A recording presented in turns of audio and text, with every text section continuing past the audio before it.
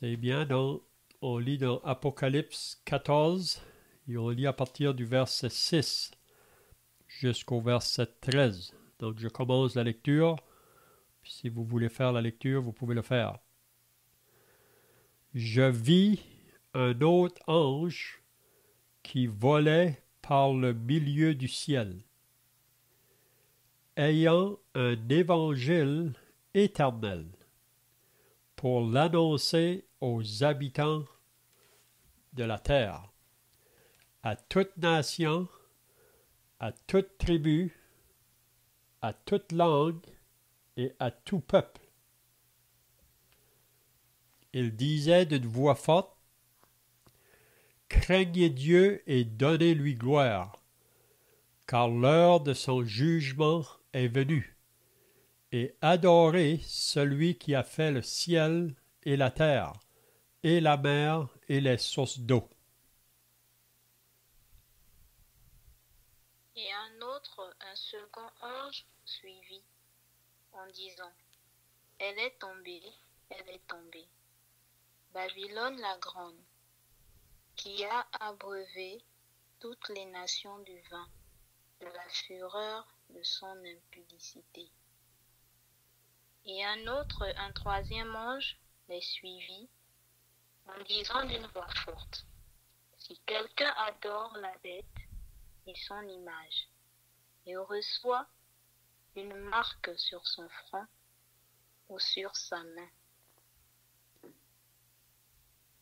il boira lui aussi du vin de la fureur de Dieu, versé sans mélange dans la coupe de sa coque, et il sera tourmenté entre le feu et le souffle devant les saints anges et l'agneau. Et la fumée de leur tourment monte au siècle des siècles, et ils n'ont ni repos, ni jour, ceux qui adorent la bête et son image. Quiconque reçoit la marque de son nom. C'est ici la persévérance des saints qui gardent les commandements de Dieu et la foi de Jésus. Et j'entendis du ciel une voix qui disait, écris, heureux dès à présent les morts qui meurent dans le Seigneur. Oui, dit l'Esprit, afin qu'ils se reposent de leurs travaux, car leurs œuvres les suivent. Amen. Donc, si vous étiez là la semaine passée, on avait regardé le début du chapitre 14, puis on avait regardé concernant l'agneau qui se tenait sur la montagne de Sion, et avec lui 144 000 personnes qui avaient son nom et le nom de son père écrit sur leur front. Donc, qu'est-ce qu'on avait vu la semaine passée? Que ici, c'est vraiment ce qui va prendre place là à la fin de la tribulation. Comme j'ai dit la semaine passée, quand on lit le livre de l'Apocalypse, c'est pas un livre là, qui dit les événements là, chronologiquement ou avec une suite. Parfois, on peut lire, puis ça peut nous parler du début de la tribulation. Parfois, c'est le milieu ou la fin. On dirait que ça va comme ça là, dans le livre de l'Apocalypse. Mais ici, qu'est-ce qu'on avait vu au chapitre 14 au début là? C'est à la fin de la tribulation. C'est Jésus sur la montagne de Sion avec les 144 000 qui avaient été scellés du sceau de Dieu. On avait vu ça là, dans le chapitre 14, chapitre 7 plutôt de l'Apocalypse, quand les 144 000 sont mentionnés pour la première fois. Puis ces 144 000-là, ce sont des Juifs, puis ils vont débuter la tribulation, puis ils vont aller tout au travers jusqu'à la fin de la tribulation. Puis ici, on les voit là, sur cette montagne de Sion avec le Seigneur Jésus. Puis on avait vu dans les 5 premiers versets du chapitre 14 qui nous décrit un peu à propos de ces 144 000 là, hommes On dit que c'est comme si on avait 144 000 apôtres Paul qui se lèvent pour annoncer le message de l'Évangile. Puis il y a beaucoup de personnes qui vont se convertir au travers de leur message, mais on sait que pour ceux qui vont se convertir dans la tribulation, ils vont rencontrer beaucoup de tribulations, de persécutions, mais beaucoup vont être mis à mort hein, à cause de leur foi au Seigneur Jésus-Christ. Donc, ce soir, ce qu'on va voir, à partir du verset 6 jusqu'au verset 13, c'est concernant le dernier message que Dieu va donner à l'humanité. Donc, on peut voir que Dieu est toujours le Dieu compatissant, le Dieu patient, le Dieu qui est riche en bonté, qui est lent à la colère. Puis, on voit qu'il pousse, on peut dire, sa longanimité là, au plus loin, dans le but de sauver les pécheurs. Vous savez, c'est jamais le désir de Dieu de juger le pécheur. Son désir, c'est que le pécheur se répand, puis qu'il se tourne vers son Fils pour avoir la vie éternelle, afin d'échapper le jugement éternel. Donc, on avait vu le premier groupe, si on peut dire, qui va parler dans la tribulation, ce sont les 144 000. Eux, ils sont là, doivent être au début de la tribulation. Puis ensuite, on a vu au chapitre 11, ce sont les 2 témoins qui vont se lever. Puis pendant les 3 ans et demi, les derniers 3 ans et demi, ils vont annoncer aussi l'Évangile. Puis on avait vu que ces 2 témoins-là, ils vont être mis à mort après qu'ils auront fini leur service, là. Mais 3 jours après, ils vont ressusciter puis ils vont être enlevés au ciel. Mais qu'est-ce qu'on va voir ce soir? C'est le dernier message envoyé au monde, puis Dieu va utiliser les anges pour le faire. Ici, on voit 3 anges qui apportent le message de Dieu pour les hommes. Dernière fois. Vous savez, comme j'ai dit la semaine passée, il y a certains groupes dans le monde qui se sont réclamés d'être les 144 000. Puis même ici, là, à partir du verset 6, parce qu'il y a un groupe aujourd'hui dans le monde qui s'appelle les Adventistes du 7e jour, eux réclament d'être les 144 000. Puis même, ils se réclament, ils disent que les 3 anges qui parlent ici, ça représente l'Église adventiste. Mais pour moi, ça, c'est pas selon la parole. Il y a plusieurs pensées qui peuvent être apportées concernant ces anges. Il y en a qui aiment les attribuer à autre chose. Mais pour moi, je vois clairement, puis j'aime de le voir littéralement, que c'est réellement des anges que Dieu va envoyer là pour donner son dernier message à l'humanité. Puis c'est le même message qu'on annonce aujourd'hui. Vous savez, l'Évangile, c'est le même depuis le début de l'humanité, si on peut dire. Sous l'ancienne alliance, les prophètes ont prêché ce message. C'est un évangile qui vient de Dieu, une bonne nouvelle qui vient de Dieu. Puis présentement, dans le temps de la dispensation de l'Église, nous sommes responsables, pour nous qui sommes sauvés, de communiquer ce message-là. Et c'est ça que Jésus a dit à ses disciples avant de partir au ciel, avant de les quitter pour s'en aller au ciel. Allez par toutes les nations, faites des disciples, les baptisant au nom du Père, du Fils et du Saint-Esprit. Même qu'il a dit dans les Actes des Apôtres, quand ils l'ont vu partir, là, vous serez mes témoins dans Jérusalem, dans la Judée, dans la Samarie et jusqu'aux extrémités de la terre. Dans la dispensation de l'Église, ce n'est pas donné aux anges d'annoncer le message, mais c'est donné à nous qui sommes sauvés, qui font partie de l'Église. Donc, on est tous responsables selon nos capacités, selon nos mesures, de partager la bonne nouvelle à ceux qui nous entourent. Si je suis au travail, je devrais parler de mon Sauveur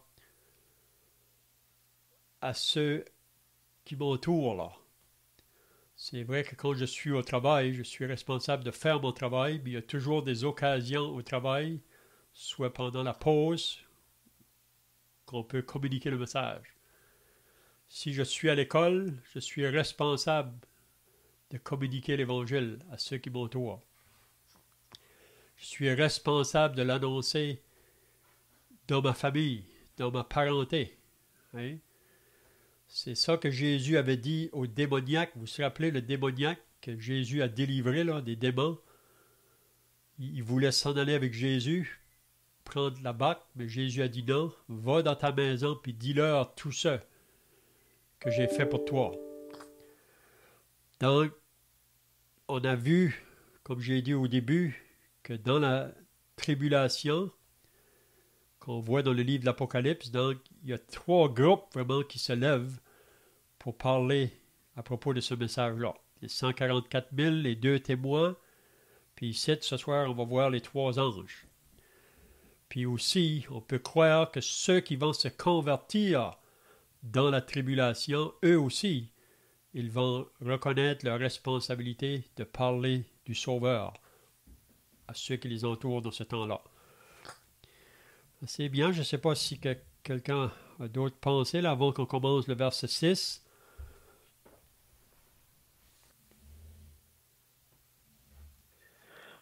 D'autres groupes que les adventistes qui réclament faire partie des 144 000, c'est les témoins de Jéhovah. Oui, c'est ça. Qui ont aussi une façon de fonctionner là, qui est tout à fait en blasphème, je dirais, à cette vérité des Écritures. Donc, c'est une très fausse interprétation et on ne rentrera pas dans le détail de ces choses, mais il est clair par la parole, comme tu l'as mentionné dans l'Apocalypse, dans les chapitres précédents, chapitre 7. Il est clair, 40 sont 12 000 de chaque. Et donc, il est question de juifs et non pas de toutes sortes de monde qui vient de toutes sortes de nations. Ça, c'est l'Église. C'est faire une confusion, en gros. Oui. C'est ça. OK, donc le verset 6, Jean, comme qui nous dit à plusieurs reprises dans sa révélation, là, je regardais ou je vis monter. Donc il dit ici, je vis un autre ange. Donc on voit que dans la tribulation, Dieu va souvent utiliser les anges pour faire son œuvre, si on peut dire là. On voit que sous l'Ancienne Alliance, souvent Dieu a utilisé les anges. On dirait que dans la dispensation de l'Église, on voit moins, mais on sait quand même que l'Épître aux Hébreux nous dit que les anges présentement sont au service des saints, puis même qui sont là pour protéger même le peuple de Dieu aujourd'hui. Mais dans l'Apocalypse ou dans le temps de la tribulation, on voit que Dieu va utiliser beaucoup les anges. Puis ici, c'est vraiment 3 anges que Dieu va utiliser pour proclamer le message de Dieu, pour la dernière fois aux habitants de la terre. Donc je vis un autre ange qui volait par le milieu du ciel, ayant un évangile éternel pour l'annoncer aux habitants de la terre, à toute nation, à toute tribu, à toute langue et tout peuple. Donc, cet ange-là, qui va se présenter dans le ciel, là, le message qu'il apporte, ça va être pour tous les habitants de la terre. Puis je pense que ce que Jésus a dit dans Matthieu au chapitre 24, là, qu'avant que le Seigneur Jésus revienne pour établir son règne, il faut que la bonne nouvelle soit annoncée dans le monde entier. Puis on peut penser que probablement ici, les anges qui vont l'annoncer, là, ils vont le faire connaître à tous les habitants de la terre. Il n'y a pas un coin de la terre qui ne pourront pas entendre ce message ici. C'est pour ça qu'on dit qu'il n'y a personne un jour qui aura des excuses devant Dieu. Comme quoi que ils n'ont pas pu entendre ou que le message n'a pas pu venir à eux. Donc, je vis un autre ange. Quand il dit un autre aussi, on peut dire que c'est un autre de la même sorte. Et c'est un vrai ange, de la même sorte que les autres qui ont été mentionnés auparavant, puis qui vole par le milieu du ciel. Si vous vous rappelez, là, dans Apocalypse 8, à la fin, il nous parle là d'un aigle qui annonce un message aux habitants de la terre. Si vous vous rappelez, là, avant que la 5e trompette va sonner, il y a un aigle qui va survoler la terre, si on peut dire. Puis, vous vous rappelez le message que l'aigle va apporter à ce moment-là? Est-ce que vous vous rappelez le message qu'il a dit, l'aigle?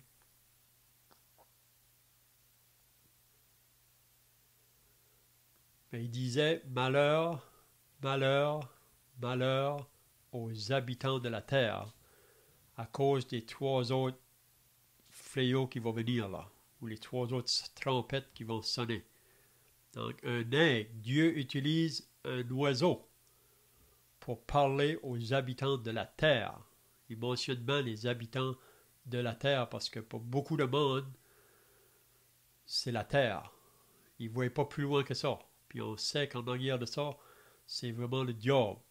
Même hier, j'ai rencontré un homme, puis il ne croyait pas du tout qu'il y avait quelque chose après cette vie. Pour lui, quand on meurt, tout se termine là. Pour lui, de croire qu'il y a d'autres choses, ça c'est tout des mensonges qui a été raconté au monde pour essayer de faire peur aux gens. Donc on peut voir comment est-ce que le diable aujourd'hui peut mettre dans la pensée des gens que la mort c'est la fin. Puis si on pense de cette manière-là, Paul nous dit dans l'Épître aux Corinthiens, chapitre 15, qu'on est les plus malheureux de tous les hommes, de penser que la mort termine tout. Hein? Donc Dieu a utilisé un aigle donc, pour avertir les habitants de la terre. Malheur, malheur. Donc ici, il utilise les anges. Donc, qu'est-ce qu'il veut dire quand il dit « Je vis un autre ange qui volait par le milieu du ciel ayant un évangile éternel ». Qu'est-ce que ça comprend, là, cet évangile éternel? Vous avez des pensées, là?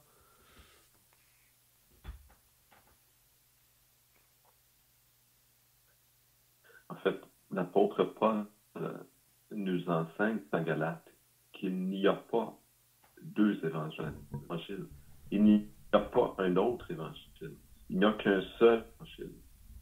Et là, ce que tu viens de lire nous le dit aussi, un évangile éternel.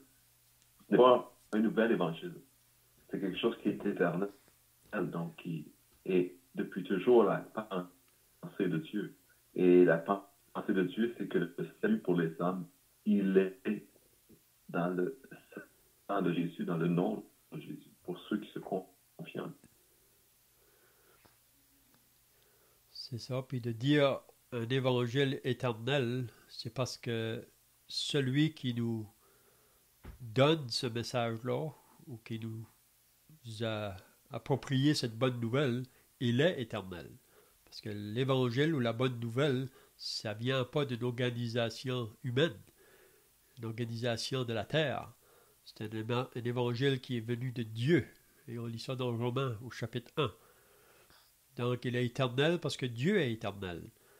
Puis comme qui vient d'être dit, l'évangile, c'est toujours le même. C'est le même évangile qui a été prêché depuis le début. Hein? Qu'il y a juste un moyen par lequel le pécheur peut être réconcilié avec Dieu. Il n'y a pas 2 moyens. Il n'y a pas deux provisions. Il y a seulement un moyen. Même après-midi, en visitant, je parlais avec un jeune étudiant, puis je lui ai demandé la question, si toi tu meurs aujourd'hui, où tu vas? Est-ce que tu vas dans le ciel ou le paradis, ou est-ce que tu seras dans l'enfer? Mais le jeune homme a été honnête. Il m'a dit que moi, il dit, si je meurs, je vais à l'enfer. Peut-être qu'il n'était pas sérieux dans son affaire, mais j'ai lui dit, tu es honnête. Puis il m'a dit la raison, c'est parce que je vis dans le péché. Donc il était conscient que s'il vit dans le péché, puis meurt dans le péché, il ne peut pas aller dans le ciel de Dieu ou dans le paradis. Jésus l'a dit, si vous mourrez dans votre péché, vous ne pouvez pas venir où je vais. Donc il y a seulement deux conditions dans lesquelles l'homme peut mourir, c'est soit qu'il meurt dans ses péchés ou qu'il meurt dans le Seigneur. Ben, l'évangile que l'ange va annoncer ici, c'est le même. Il n'y en a pas d'autre. Qu'il y a seulement un moyen de salut. Ben, il faut que l'homme pécheur arrive à la conclusion que par lui-même, il ne peut pas arriver dans le ciel de Dieu.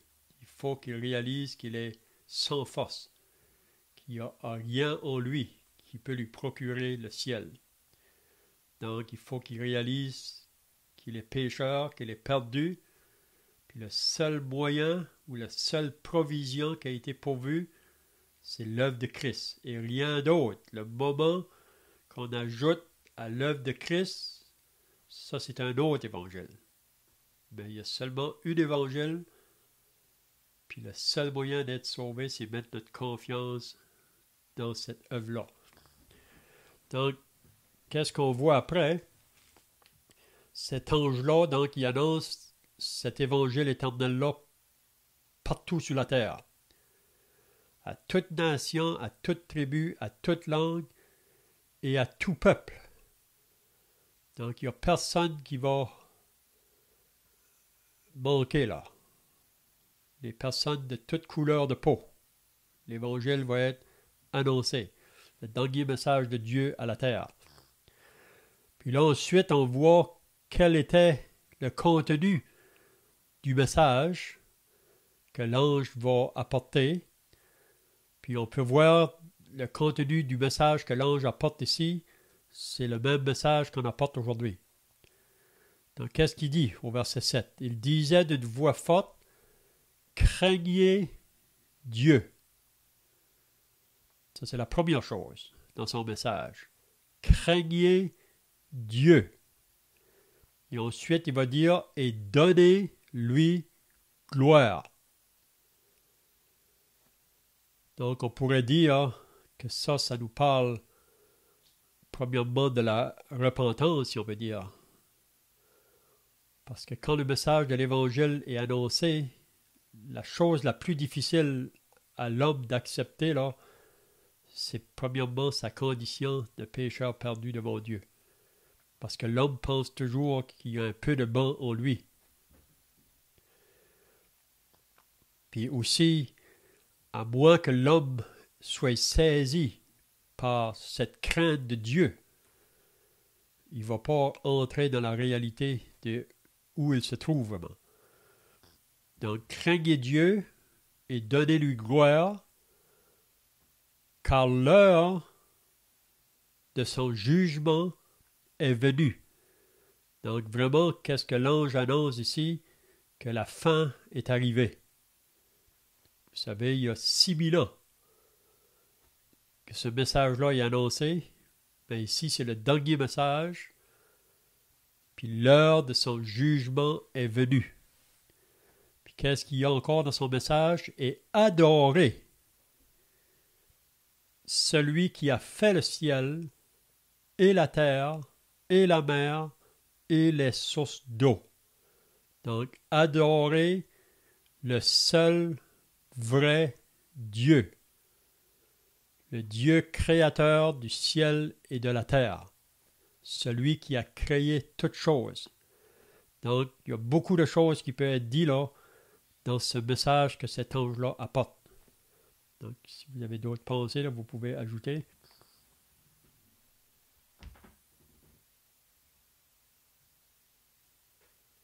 Je voulais venir un peu sur comment tu as dit à l'égard de cet homme qui disait après la mort, c'est fini, tout ça finit là.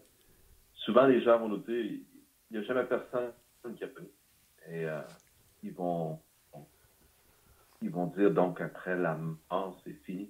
Mais le commentaire est tout à fait faux. En fait, ils veulent ignorer les preuves comme quoi quelqu'un est revenu. Et Jésus est revenu. Or, il a resté. Et plusieurs l'ont vu et ont rendu un témoignage. Ils ont même, ces gens, rendu témoignage au prix de leur vie.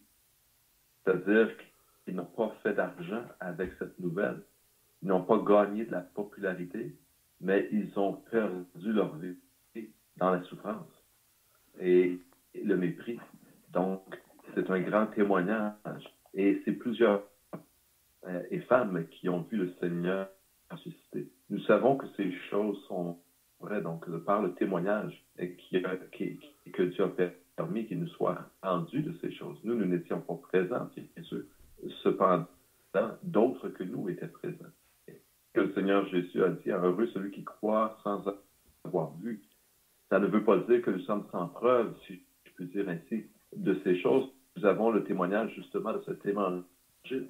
Et non seulement nous avons le témoignage de cet évangile, mais cet évangile annonçait que Christ devait périr. Et Jésus lui-même, pendant qu'il était sur la terre, a annoncé qu'il devait mourir, aller à Jérusalem et être maltraité, mis à mort, et que le troisième jour, il ressusciterait. Donc, ces choses font tous partie de cet évangile qui est annoncé par l'ange et par Dieu depuis le commencement, cet évangile éternel. Et ces choses sont véridiques. Donc, clairement, ceux qui refusent peuvent prétexter qu'il n'y a pas de preuve. Mais personne n'est revenu de la mort, mais ça demeure une tromperie, un mensonge, un égarement. Et malheur à nous si nous marchons quoi?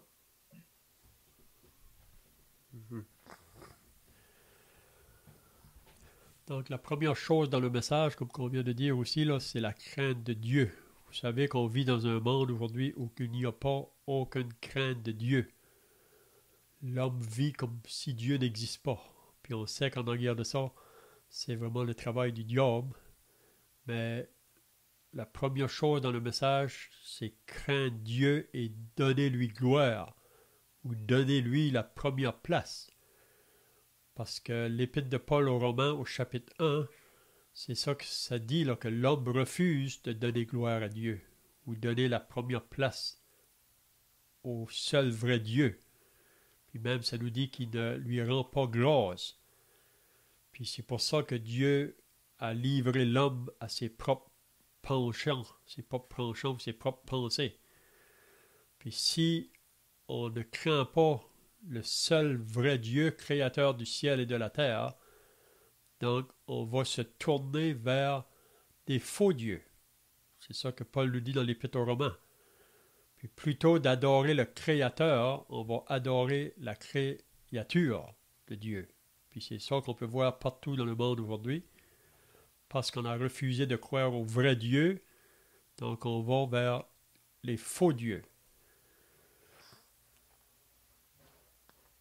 Donc ça, c'est le message du premier ange. Craignez Dieu et donnez-lui gloire. Donnez-lui raison, si on peut dire. C'est ça la repentance, vraiment. La repentance, c'est que Dieu est vrai, puis que tout homme soit reconnu menteur. Hein? Donc, je me mets d'accord avec la pensée de Dieu. Donc, le moment que je deviens repentant, là, c'est comme ça que je deviens là. Je me mets d'accord avec la pensée de Dieu. Maintenant, on va voir qu'est-ce que le deuxième ange qui suit, qu'est-ce que lui va annoncer. Le verset 8 est un... OK? Juste un tout petit commentaire. Pour souligner à qui sont dus cette adoration séparation. Parce que l'ange le précise, il craignait Dieu, mais il dit c'est qui Dieu? Hein? Il mentionne celui qui a fait le ciel et la terre et la mer et les sources d'eau. Et on sait de qui il est question, le Dieu véritable. Le Créateur est toujours reconnu dans l'esprit de tous comme étant le vrai Dieu.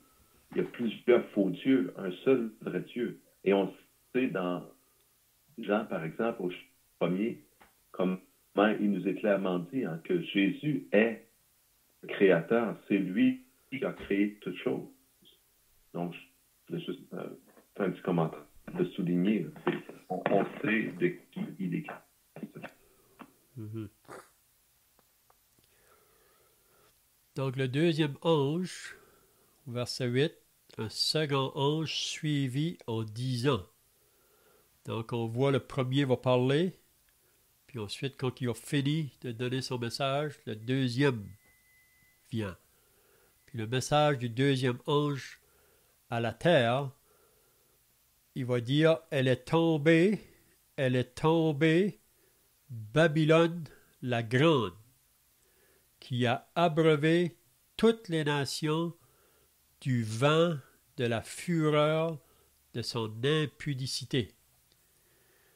Donc ici, le deuxième ange nous parle de la chute de Babylone. Donc, plus loin, on va voir concernant cette Babylone, si on lit le chapitre 17 et 18 de l'Apocalypse, il nous parle vraiment de cette Babylone. Puis qu'est-ce que ça comprend sur Babylone? C'est le faux système religieux, ou on pourrait dire c'est le système vraiment qui va être donné à l'Antichrist vraiment, à la fin là. Puis on sait que ça a commencé longtemps passé ça, l'histoire de Babylone. Babylone, c'est vraiment l'homme qui veut gagner son ciel par ses propres efforts. C'est l'homme vraiment qui veut attirer sur lui le crédit, si on peut dire, en pensant qu'il peut y arriver lui-même. Hein? Vous vous rappelez que après que Noé est sorti de l'arche, qu'est-ce que les hommes avaient entrepris de faire? Dieu a fait une alliance avec Noé quand il est sorti de l'arche, quand l'arc-en-ciel s'est montré là, dans le ciel, pour dire à Noé qu'il n'y aura plus de jugement qui va être fait par l'eau. La terre ne sera jamais plus jugée par un déluge ou par l'eau. Puis ceux qui sont sortis de Noé et de ses fils, là, Dieu voulait qu'ils se multiplient, qu'ils aillent partout sur la terre, puis qu'ils se multiplient. Mais vous vous rappelez qu'ils ont voulu construire une tour, la tour de Babel. Puis c'est là que vraiment le Babylone, ça vient de là. Donc pourquoi une tour? Mais ils voulaient bâtir cette tour-là, puis ils avaient dit, bâtissant ça, là, c'était pour se donner un nom vraiment. Comme je crois que l'homme est quelqu'un. Mais c'était pour bâtir quelque chose qui pouvait les amener par leurs efforts au ciel. Mais vous vous rappelez qu'est-ce qui est arrivé? En voulant faire cette chose-là, ils désobéissent vraiment à ce que Dieu leur a dit, de se multiplier puis d'aller partout sur la surface de la terre. Mais Dieu est venu. Vous vous rappelez que Dieu est descendu. Puis qu'est-ce qu'il a fait pour les disperser là? Il a confondu les langues. À ce moment-là, il y avait seulement une langue. Puis ça, c'est arrivé environ 1500 ans après la création, là. Peut-être un peu plus, peut-être, que cela a pris place. Mais il a confondu les langues, donc c'est là que toutes les langues sont sorties, là. Puis vous savez qu'est-ce qui est arrivé. Là, ils ont dû se disperser, de s'en aller partout sur la terre. Mais c'est vraiment de là, la question de Babylone. Ça, c'est l'homme qui veut bâtir par lui-même, si on peut dire. Puis Il met Dieu de côté, si on pourrait dire d'un sens. Mais cette Babylone-là va tomber. Puis on sait qu'à la fin, l'Antichrist, quand il se lève avec le faux prophète, on pourrait dire que ça va être Babylone là, dans sa pleine force. On peut voir que Babylone est toujours là, il a toujours été. Vous savez, on voit ça depuis longtemps là.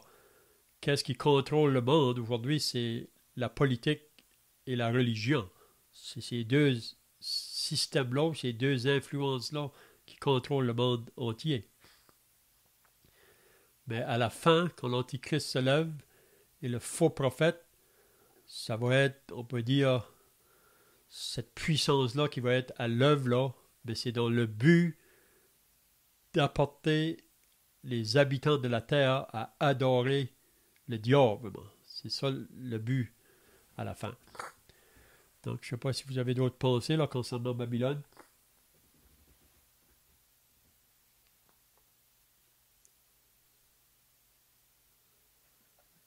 Peut-être pour résumer, on pourrait voir Babylone comme un empire religieux, politique et j'ajouterais économique. On voit effectivement vers la fin de l'Apocalypse, chapitre 19, je pense, chapitre 19, toutes les richesses de Babylone qui vont tomber, qui vont disparaître en un seul jour. Donc, il y a toute cette puissance économique, l'attrait des richesses, de la luxure dans le cœur de l'homme. Donc, finalement, c'est vraiment l'homme qui est exprimé ici dans tout le système mondial dans lequel on vit. Et c'est la pensée de l'homme qui règne et qui domine. C'est ça, puis c'est dans le but, comme je viens de dire, d'apporter l'adoration au diable. Hein, parce que quand l'Antichrist s'assoit dans le temple là, à Jérusalem, il veut avoir l'adoration, mais c'est vraiment l'homme qui est possédé du diable. On avait vu là au chapitre 13 que le diable va donner toute sa puissance à l'Antichrist, à la première bête. Donc, puis ensuite, le faux prophète qui va se lever avec lui, ils vont gagner les habitants de la terre pour venir adorer la bête. Hein? Mais c'est ça, Babylone. Babylone, vraiment, c'est le faux système, ou c'est la fausse église, le faux système religieux. C'est quelque chose qui paraît très attrayant. C'est quand même quelque chose qui est religieux, qui adore, mais c'est tout vers le diable. Ça ne concerne pas vraiment au vrai Dieu. Hein? Mais cette Babylone-là va tomber. Puis si vous lisez Apocalypse 17 et 18, mais qu'on arrive là, on va voir, là, elle va tomber dans une heure, c'est-à-dire dans peu de temps. Elle va être détruite. Puis ça va amener beaucoup de tristesse aux habitants de la terre. Mais si vous lisez dans l'Apocalypse 18, ça dit que le peuple de Dieu va se réjouir quand que Babylone va tomber. Donc c'est comme qu'on disait l'autre jour, quand on lit l'Apocalypse ou même la Bible au complète, il y a un côté que ça nous apporte un goût doux comme le miel, mais ensuite ça devient amer. Vous vous rappelez quand que Jean a mangé le petit livre là, dans Apocalypse 10, quand il le mange, c'est doux à sa bouche comme du miel, mais après ça, ça devient amer dans ses entrailles. Donc, on peut dire que l'Apocalypse, il y a le côté doux, puis on peut dire que le côté doux, c'est toujours associé, on peut dire, au peuple de Dieu. Ça amène vraiment le côté de la joie, même que si le peuple de Dieu a à souffrir présentement à cause qui est associé à Christ, mais c'est toujours au peuple de Dieu qui est associé la réjouissance ou la joie. Mais pour ceux qui refusent Dieu, là, c'est la tristesse ou les choses qui sont amères. Hein? OK, donc, oui, peut-être, mais je ne sais pas si on peut toucher peut-être un peu le troisième ange, là. Donc, à moi, vous avez d'autres choses à dire, là, concernant le deuxième ange. OK, donc le troisième ange, donc il vient après. Donc le premier parle, il arrête, le deuxième, ensuite le troisième. Puis il cite là, je crois que c'est vraiment à la fin de la tribulation là. juste avant que les dernières coupes de la colère de Dieu vont tomber sur le monde. Donc, le troisième est un autre de la même sorte, si on peut dire. Un troisième ange l'a suivi en disant d'une voix forte. Puis gardez le message du troisième ange. C'est vraiment un avertissement très sérieux, un avertissement très solennel. Si quelqu'un adore la bête, donc il met les hommes en garde d'adorer la bête. Si quelqu'un adore la bête, vous savez qu'il y en a plusieurs qui vont se tourner vers la bête, qui est l'Antichrist. Si quelqu'un adore la bête et reçoit une marque sur son front ou sur sa main, donc ceux qui vont adorer la bête, là, ils vont prendre la marque de la bête sur leur front, sur leurs mains. Donc, ils vont être marqués du sceau de la bête, si on peut dire. On dit qu'il y a deux marques dans l'Apocalypse. Il y a ceux qui sont marqués du sceau de Dieu ou qu'on est marqué du sceau de la bête. Donc, quel est l'avertissement? C'est très sérieux. Il boira, lui aussi, du vin de la fureur de Dieu, versé sans mélange dans la coupe de sa colère, et il sera tourmenté dans le feu et le soufre devant les saints anges et devant l'agneau. Donc, c'est vraiment un message très solennel. Il avertit le monde que ceux qui vont adorer la bête et prendre sa marque, ils vont boire du vin de la fureur de Dieu versé sans mélange dans la coupe de sa colère. Puis ils vont être tourmentés dans le feu et le soufre devant les saints anges et devant l'agneau. Donc ça va être un tourment éternel. Si on lit dans l'Apocalypse 20, au verset 10, en parlant du diable, là, quand il va être jeté dans l'étang de feu, il sera jeté là pour être tourmenté jour et nuit au siècle et des siècles. Donc, même cette semaine encore, la personne que j'ai parlé avec, qui disait qu'il ne croyait pas à une vie après la mort, ou même ou un jugement, ben c'est triste de penser ça. Hein? Que cette personne-là, un jour, va se réveiller dans ce lieu-là, là, parce qu'elle refuse de se repentir et se tourner vers Dieu. Donc, je ne sais pas si vous avez d'autres pensées, là. En fait, ce texte que tu viens de lire, qui dit il boira lui aussi du vin de la fureur de Dieu. C'est une chose terrible. Et Dieu se présente comme l'agneau. Le Seigneur Jésus, il est l'agneau de Dieu. Et on le sait, c'est doux. On ne parle pas de fureur. Et Jésus a bien dit, la première fois qu'il était venu, il n'était pas venu juger le monde.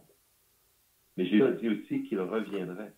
Et que tout jugement lui avait été remis. C'est d'ailleurs ce qu'on voit dans l'Apocalypse au commencement avec les sceaux, le livre qui avait des sceaux. Le seul qui était digne de l'ouvrir, c'est de la tribu Juda.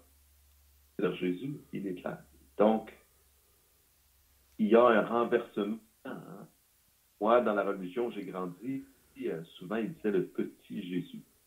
En faisant référence à Jésus qui était un enfant qui a grandi, mais Jésus n'a jamais été petit. Il est le Seigneur Dieu Tout-Puissant qui s'est fait homme. Mais même l'humanité était le Tout-Puissant. Même si pour un temps, il s'est dépouillé de sa divinité, comme on peut le voir, comme la Bible dit. Le Seigneur Jésus, il est le Tout-Puissant. Et le verset 7, donc, parle de cette même chose. Il parle l'heure de son jugement est venue. Et quand il parle au verset 10, on vient de lire, il boira du vin de la fureur de Dieu. Donc, cet homme, peut-être dont tu parlais, qui disait, je vais citer tout à l'heure, après c'est fini, les gens veulent nier, se moquer même du jugement de Dieu. Les gens se moquent du péché. Peut-être comme je le faisais même autrefois, avant de connaître Dieu, à d'être sauvé, de reconnaître que sa parole est la vérité. On entend toutes sortes de choses et le diable met par ses paroles le doute dans notre cœur. Mais que nous le croyons ou non, le jugement va bel et bien avoir lieu. Et c'est ce qui est proclamé ici. Il boira lui aussi du vin de la fureur de Dieu. Il boira. C'est pas écrit, cette valeur parce qu'il n'a pas cru, il ne sera pas jugé. Non, non. Il va boire du vin de la colère de Dieu. Jésus est venu dans la paix, grâce, dans la douceur. Et souvent, et on l'a mentionné encore aujourd'hui, ce n'est pas la volonté de Dieu qu'aucun âme ne périsse. Et donc sera jugé, sera reconnu coupable. Pour nous qui croyons, nous avons déjà été jugés et pourquoi nous ne serons pas condamnés. Pas que nous soyons meilleurs que les autres, mais parce que Jésus a déjà reçu notre condamnation. Il a déjà pris notre place. Et la croix nous parle justement du jugement de Dieu et de l'amour de Dieu. Dieu ne veut pas que l'homme soit jugé et condamné éternellement pour son péché. Le cœur et le désir de Dieu, que tous soient sauvés. Et pour cela, il nous faut la foi en ce que Dieu a fait, en ce que Dieu dit, en son Fils, dans notre Sauveur, le Seigneur Jésus-Christ. Donc, c'est très, très solennel, très sérieux, le jugement de Dieu qui approche. Et les gens aujourd'hui veulent se moquer et dire, vous essayez de faire peur aux gens, faire peur au monde. Mais la réalité du jugement de Dieu, elle est là, sous nos yeux. Nous le lisons et nous le voyons dans plusieurs places. Tout à l'heure, même, Léon mentionnait le déluge, que Dieu avait promis. La terre ne serait plus jugée par les eaux du déluge. Donc, le jugement de Dieu, c'est pas une chose. On voit Sodome et Gomorrhe, le feu est essentiel et a consumé ces villes. Et on peut lire dans Jude, par exemple, comment les anges même sont gardés pour le jugement. Ceux qui sont corrompus, bien sûr. Donc, ce n'est pas dont on doit se moquer ni négliger le jugement de Dieu. Dieu est juste. Et quand un juste juge, il ne peut pas laisser impuni le péché. Et voilà pourquoi, dans son amour, Dieu a donné un Fils qui a été puni à notre place pour tous ceux qui croient. Donc, c'est encore une fois le cœur de cet évangile dont les anges proclament et qui est proclamé. Et cet évangile n'a aucun sens s'il n'y a pas ce jugement de Dieu. Donc, il est primordial d'y croire. Oui, puis on va terminer peut-être par une parole que Jésus a dit dans Jean au chapitre 3, parce qu'il y a une manière qu'on peut échapper cette colère ici, là, que ceux qui vont prendre la marque de la bête vont subir, mais à moins de se tourner vers Christ, ils ne pourront pas échapper. Donc Jean 3, 36, ça nous dit « Celui qui croit au Fils a la vie éternelle. Mais celui qui ne croit pas au Fils ne verra point la vie, mais la colère de Dieu demeure sur lui. » Donc il y a juste un moyen pour échapper à la colère de Dieu, c'est de croire en Jésus. Sinon, si on ne croit pas en Jésus, on va croire à l'Antichrist, puis on va prendre sa marque. Donc, c'est tout ce qu'on va lire ce soir. Là. Donc, on va terminer par la prière, puis on pourra continuer le restant de la parole de l'ange qui va suivre la semaine prochaine. Donc, on termine par la prière. Notre Dieu et notre Père, encore nous nous approchons devant ta présence pour te remercier que tu nous as laissé ta parole pour nous avertir, pour nous faire comprendre qu'il faut que l'homme pécheur se repente et qu'il se mette d'accord avec la pensée de Dieu. Sinon, il va dans son propre chemin et il va sous le jugement de Dieu. Donc on te rend grâce pour tous ceux qui ont répondu à l'appel, tous ceux qui sont venus à la repentance et à la foi en ton Fils, et qui maintenant n'ont aucun jugement qui vient sur eux. Paul l'a dit, il n'y a maintenant aucune condamnation pour ceux qui sont en Jésus-Christ. Donc bénis ceux qui étaient présents ce soir, et aide-nous, Seigneur, à saisir ces vérités-là dans sa réalité, afin qu'on puisse communiquer le message à ceux qui nous entourent. Au nom du Seigneur Jésus, Amen.